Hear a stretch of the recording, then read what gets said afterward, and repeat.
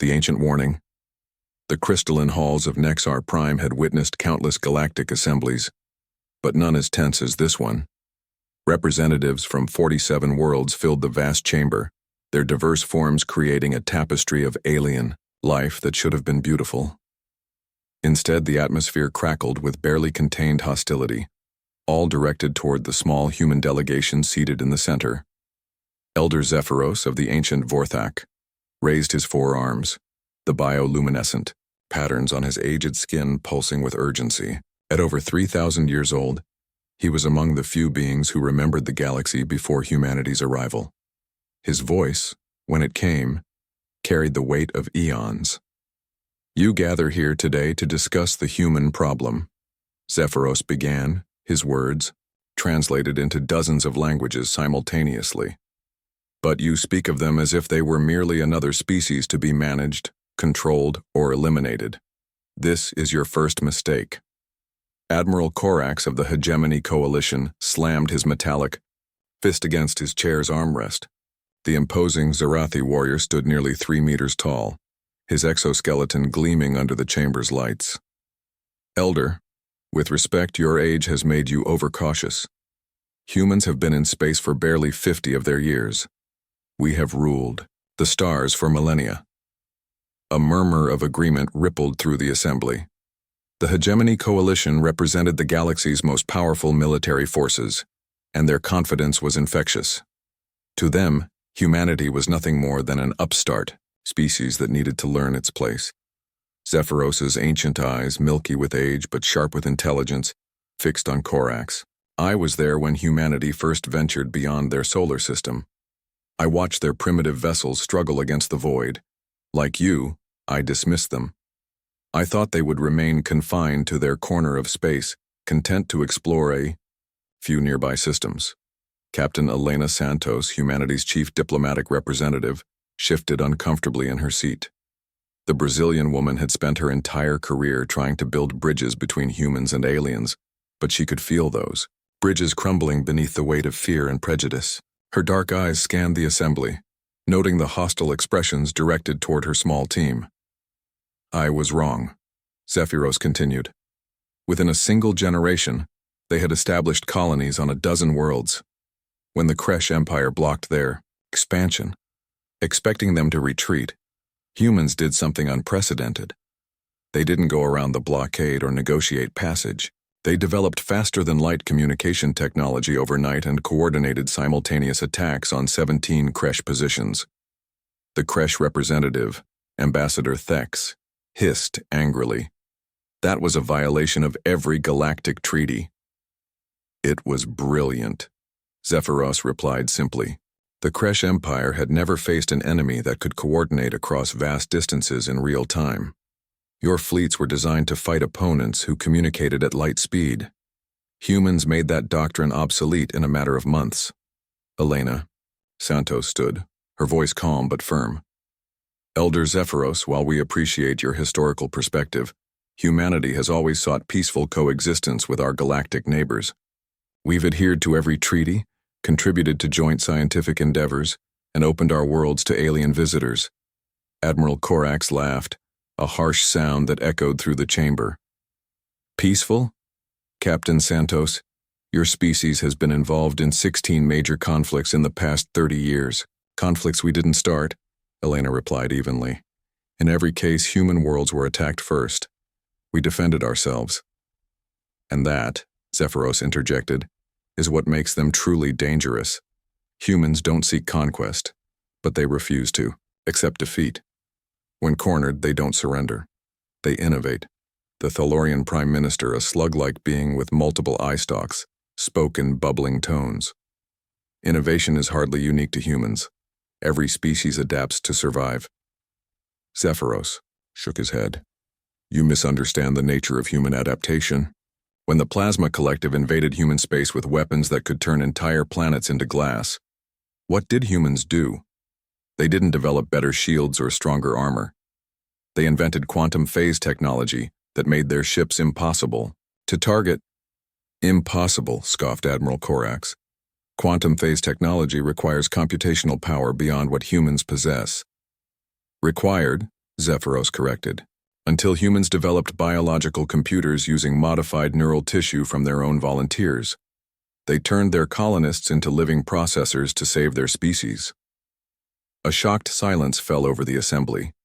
The idea of modifying one's own biology for warfare was considered abhorrent by most galactic civilizations.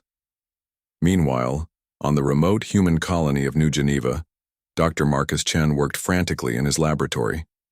The Chinese-American physicist had been recruited for Project Prometheus 3 years ago, when intelligence reports suggested a military alliance was forming against humanity. The project's goal was simple in concept, but revolutionary in execution. Develop technology that could ensure human survival against impossible odds. Sarah, run the calculations again. Marcus called to his research partner, Dr. Sarah al-Rashid. The Egyptian neuroscientist had abandoned a prestigious position on Earth to work on humanity's most classified project. Marcus, the energy requirements are still beyond our current capabilities, Sarah replied, her fingers dancing across holographic displays. To create a stable quantum entanglement field across multiple star systems simultaneously, we'd need to tap into stellar energy on a scale never attempted. Then we find a way, Marcus said grimly. Because if the intelligence reports are accurate, we have maybe 6 months before they move against us. Back in the assembly chamber, Zephyros continued his warnings. The Hegemony Coalition believes it can contain humanity through superior firepower. The same mistake made by every previous alliance. You see their ships, count their weapons, and think you understand their capabilities, but human strength doesn't lie in their technology alone. Ambassador Vex of the Silicon Confederacy, her crystalline form refracting light in beautiful patterns, spoke with a voice like breaking glass. Then where does it lie, Elder? In their refusal to accept limitations, Zephyros replied. When told something is impossible, humans ask why, and then spend every waking moment proving the impossibility wrong. They don't fear failure because they view it as data for their next attempt. Admiral Korak stood, his patience exhausted. Enough of these tales, Elder. The Coalition has assembled a fleet of 10,000 vessels. We have warriors from 50 worlds. Humans number less than 20 billion across all their colonies. Mathematics don't lie. No, Zephyros agreed sadly. But they don't tell the whole truth either. I've seen human mathematicians prove that something was impossible right up until another human made it work anyway. Captain Santos felt her secure communicator vibrate against her wrist, indicating an urgent message from Earth. She glanced at it discreetly and felt her blood run cold. Intelligence had intercepted Coalition fleet movements. The attack would come within days, not months. She stood again, her voice carrying a new urgency. Admiral Korax, I propose a formal challenge to your assumptions about human capabilities. Give us 30 days to demonstrate why attacking humanity would be a mistake. 30 days to prepare your defenses, you mean? Korax sneered. 30 days to show you that we don't need to prepare anything, Elena replied. Humanity has been ready for this moment since the day we first looked at the stars and decided they belong to us as much as anyone else. The assembly erupted in angry voices, but Zephyros's ancient wisdom cut through the chaos. Admiral, accept her challenge. Let humans show you what I've been trying to explain. Because once you attack them, once you force them to respond with everything they have, there will be no going back. Humans at peace are explorers and inventors. Humans at war become something else entirely. On New Geneva, Dr. Chen received the coded transmission from Captain Santos and immediately activated Project Prometheus's final phase.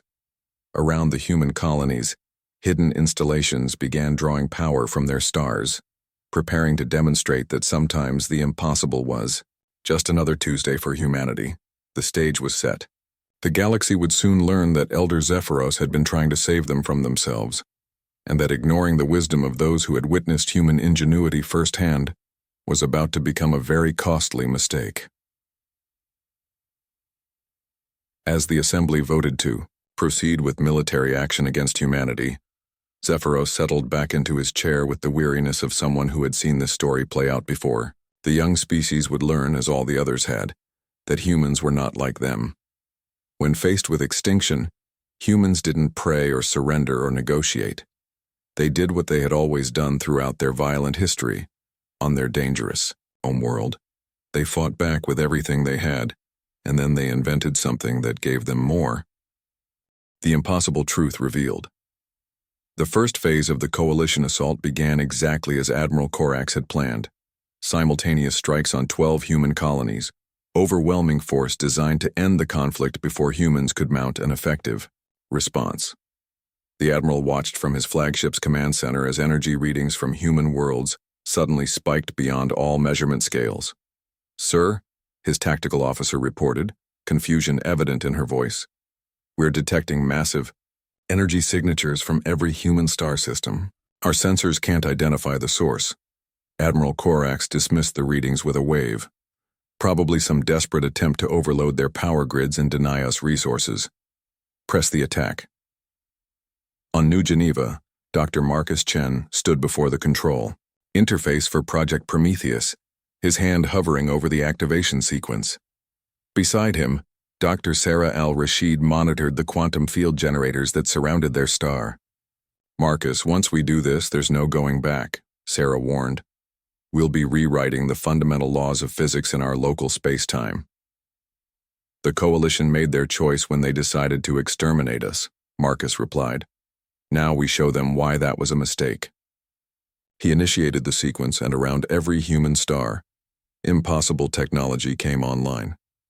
Devices that should have required the industrial output of entire civilizations activated simultaneously, powered by humanity's willingness to risk everything on theoretical science.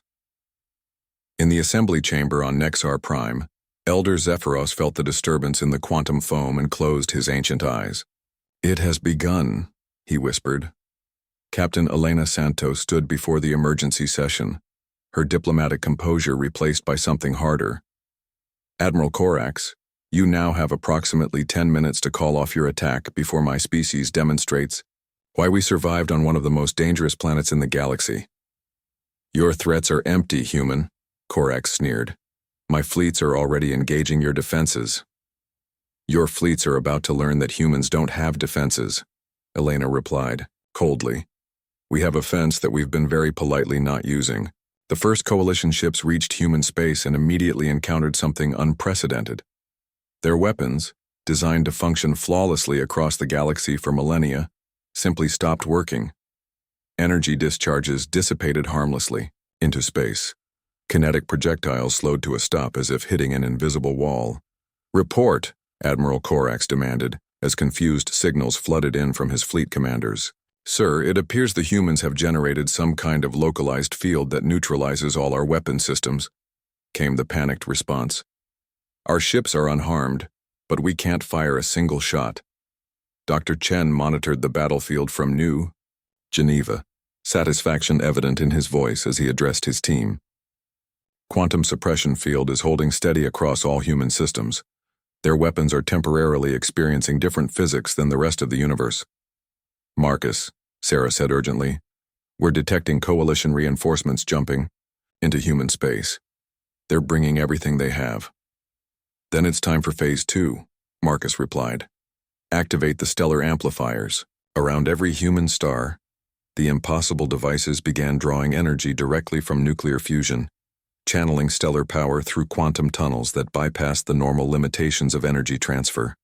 The technology was so advanced, it shouldn't have existed for another 1,000 years of normal development.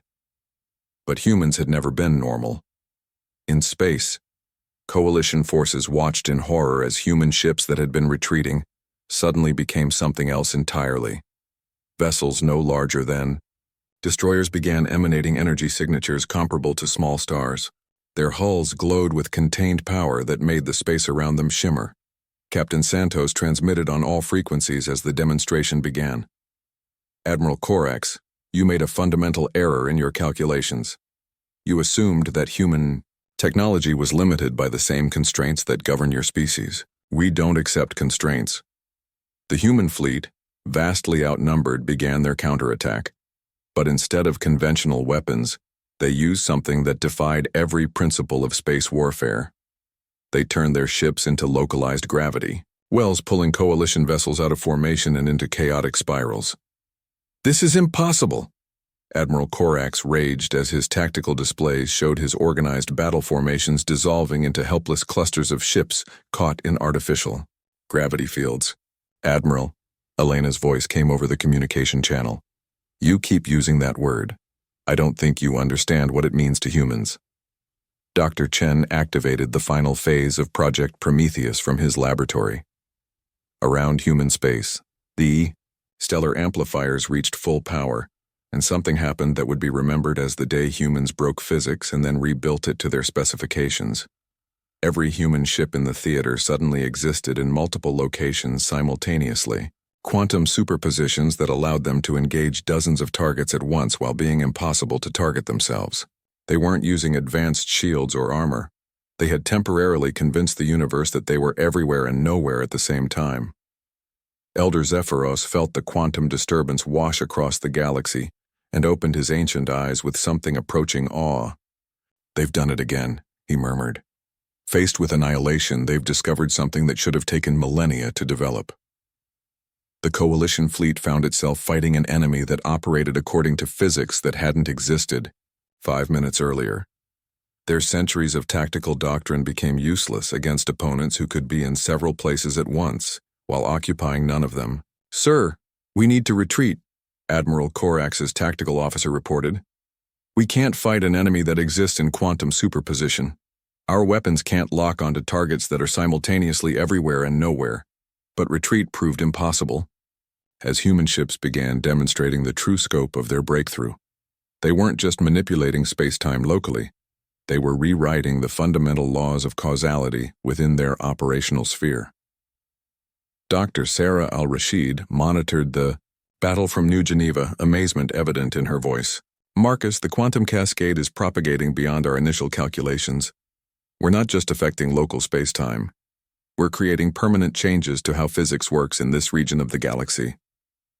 "Good," Marcus replied grimly. "Let them understand that attacking humanity means playing by our rules, not theirs." Coalition ships that had jumped into human space found they couldn't jump out.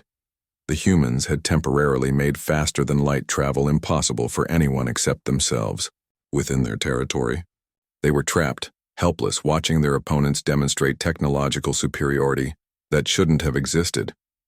Captain Santos addressed the paralyzed coalition forces. "Admiral Corax, your fleet is now experiencing what humans call Tuesday. This is what we do when someone threatens our survival. We don't just fight back. We change the rules of reality until we win." In the assembly chamber, representatives from 47 worlds watched in stunned silence as reports came in from the battle. The humans hadn't just defeated the coalition attack. They had made it irrelevant by advancing their technology by centuries in a matter of hours. "How long?" Ambassador Vex whispered. "Have they been capable of this?" "They weren't," Elder Zephyros replied. "Until today, this technology didn't exist. Humans developed it in response to your attack. They literally invented new physics to save themselves. Admiral Corax, his fleet disabled and trapped in space where the laws of nature obeyed human preferences, transmitted his surrender. Captain Santos, we yield. How is this possible?" Elena Santos's voice, when it came, carried no triumph, only tired determination. "Admiral, you made the same mistake every aggressive species makes. You assume that what humans have shown you represents the limit of our capabilities. It doesn't. It represents what we're comfortable letting you see." Dr. Chen began powering down Project Prometheus, but the changes it had made to local spacetime would remain permanent. "Sarah, log everything. The galaxy needs to understand that humans don't develop technology to conquer. We develop it to survive. But when forced to choose between survival and the laws of physics, we'll rewrite physics every time." On Nexar Prime, Elder Zephyros stood before the stunned assembly. "This is what I have been trying to tell you. Humans are not like us. When we encounter an obstacle, we find ways around it. When humans encounter an obstacle, they remove it from existence and build something better from the space it occupied. The Coalition forces were eventually released after signing non-aggression treaties that recognized humanity as a sovereign power with technology that could reshape reality at will. But the galaxy had learned something that would echo through the ages. Elder Zephyros had been right. Humans couldn't be defeated because they refused to accept defeat as a possibility. When faced with extinction, they didn't seek mercy or negotiate terms. They transcended their limitations and became something greater than they had been the day before. The ancient Vorthak settled back into his chair, finally vindicated after years of warnings that had fallen on deaf ears. Around him, representatives from dozens of worlds began the careful process of building a new relationship with humanity, one based on respect rather than condescension, because they had learned, at great cost, that the Elder had been right all along. Humans were unstoppable, not because they were stronger or more advanced, but because they treated impossibility as nothing more than a challenge waiting to be solved. And in a universe full of species that accepted their limitations, humans remained the only ones who considered limitations to be suggestions rather than laws.